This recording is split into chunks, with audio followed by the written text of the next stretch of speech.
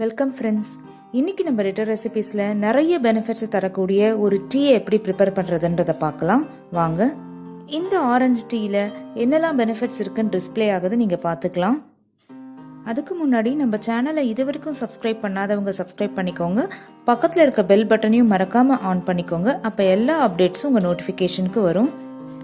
Orange சாப்பிட்டு தூக்கி போடுற இந்த தோலில் தான் இப்போ நம்ம இந்த டீயை போட போகிறோம். அந்த தோல் எல்லாத்தையுமே நீங்கள் வெயிலில் வைக்காமல் வீட்டுக்குள்ளேயே வச்சு காய வச்சுக்கோங்க. இவ்வளோ பெனிஃபிட்ஸ் இந்த தோலில் இருக்குன்னு தெரிஞ்சால் நம்ம தூக்கி போடவே மாட்டோம். இந்த மாதிரி அந்த தோலை காய வச்சு ப்ரிசர்வ் பண்ணிக்கிட்டோம்னா எப்போ வேணாலும் நம்ம இந்த டீயை போட்டு குடிக்கலாம். டைரெக்டாக வெயிலில் வைக்காமல் இந்த மாதிரி காய வச்சுக்கோங்க. இது ஒரு 4 டேஸாக பாருங்கள், இப்படி உடைச்சாலே உடையிற மாதிரி இருக்கும், அப்படி காஞ்சிரும். அந்த தோல் எல்லாத்தையுமே ஒரு மிக்சி ஜாரில் சேர்த்து நம்ம அரைச்சி எடுத்துக்கலாம்.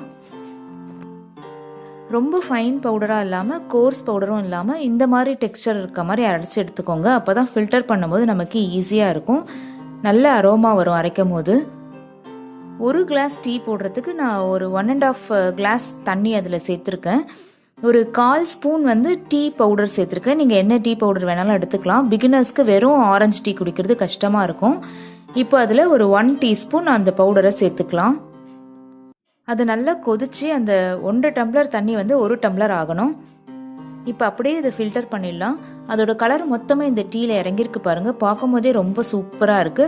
ஸ்வீட்னஸ்க்கு நான் எதுவுமே சேர்க்கல. உங்களுக்கு தேவைப்பட்டா இது கொஞ்சம் ஆறுனதுக்கு அப்புறமா ஹனி சேர்த்துக்கலாம், இல்லைன்னா அப்படியே கிரீன் டீ மாதிரி குடிக்கலாம். இதை 1 சர்விங் நீங்கள் குடிக்கும் போதே ரொம்ப ரெஃப்ரெஷிங்காக இருக்கும், உங்களுக்கே டிஃப்ரென்ஸ் தெரியும். இந்த ஆரஞ்சு டீ பவுடர் ப்ரிப்பேர் பண்ணுறதும் டீ போடுறதும் உங்களுக்கு பிடிச்சிருந்தா ஒரு லைக் கொடுங்க.